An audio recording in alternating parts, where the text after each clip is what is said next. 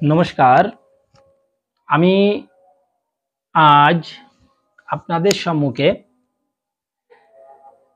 শ্রীমদ্ ভগবত গীতার নবম অধ্যায় ২৫ নং শ্লোক সম্পর্কে আমি আলোচনা করব।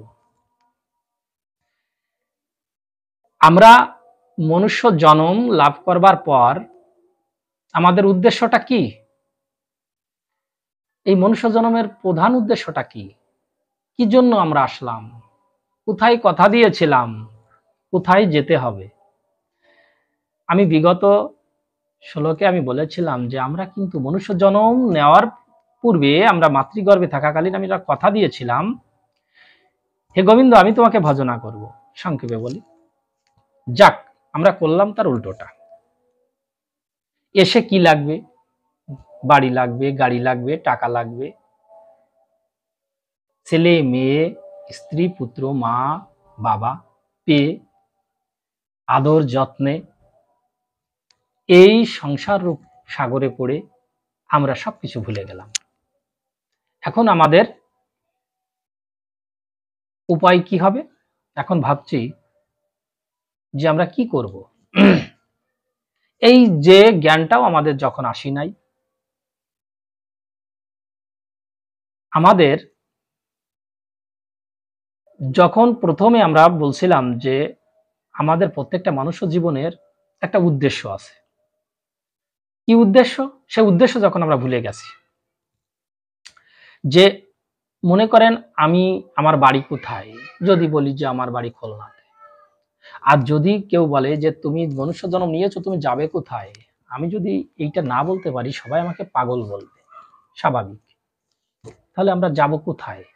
তাই ২৫ নং শ্লোকে বলছে, জানতি দেবব্রতা দেবান। জানতি মানে প্রাপ্ত হন, দেবব্রতা মানে দেবতাদের উপাসক, দেবান মানে দেবতাদের, পিতৃন পিতৃপুরুষদের, জানতি লাভ করেন পিতৃব্রতা মানে পিতৃপুরুষদের উপাসকগণ, ভূতানি ভূত প্রেতদের জানতি লাভ করেন ভূতের যা, জানতি মত যা জিন ও পিমাম। মানে এখানে এমন ভাবে আমাদের প্রাণগোবিন্দ বলেছেন যে যারা দেবতাদের উপাসনা করে তাদের দেবলোক প্রাপ্ত হন। আমি যদি দেবতাদের উপাসনা করি তাহলে কি আমি দেবলোকে উত্তীর্ণ হব, কিন্তু আবার কি করতে হবে? দেবলোকে যাওয়ার পর আবার আমাকে মনুষ্য জন্ম ধারণ করতে হবে, আবার আমার কাজকর্ম শুরু হয়ে যাবে। পিতৃপুরুষদের যদি উপাসনা করি তাহলে পিতৃলোকে লাভ করবো। আমি পিতৃপুরুষদের সেবা করলাম, আমি আচার বিচার গুরুজনদের ভক্তি করলাম, করবার পর আমার কর্মগুলো ঠিক ছিল, কিন্তু যেটা আমাদের বৈদিক শাস্ত্র অনুমোদন নাই, যেরকম স্বাভাবিক যে কর্মগুলো এগুলো তো আমাকে করতেই হবে, দৈনন্দিন কাজ, পিতামাতাকে সেবা, সন্তান স্ত্রী পুত্র দেখাশোনা, এগুলো করতে হবে। তাহলে এগুলো করলে আমি কি করব? যে আমি পিতৃলোকে গমন করতে পারবো। মানে পিতৃলোকে গমন করলে কিন্তু আমি ওখানে স্থায়ীভাবে থাকতে পারবো না, আমাকে আবার এই মনুষ্য জন্ম লাভ করতে হবে। এবার বলছে যারা ভূত প্রেত আদি উপাসকেরা ভূতলোকে যান, যেরকম বিভিন্ন যেরকম এখানে বলছে যে জ্যোতিষ শাস্ত্র বা বিভিন্ন তন্ত্র মন্ত্র এগুলো সাধক যারা, তাদের ওই ভূতলোকে যেতে হবে, এবং সেখানে যেও তার সঠিক আবাসস্থল নাই। তাই আমার প্রাণ গোবিন্দ বলছে তোমরা দেবলোকে যাও, পিতৃলোকে যাও, ভূতলোকে যাও, কোথাও যেও শান্তি পাবে না। একমাত্র তোমাদের যেদিন আমার কাছে আসতে পারবে সেদিনই তোমাদের ওই চলার পথটা সঠিক হবে এবং আর তোমাদের চলতে হবে না।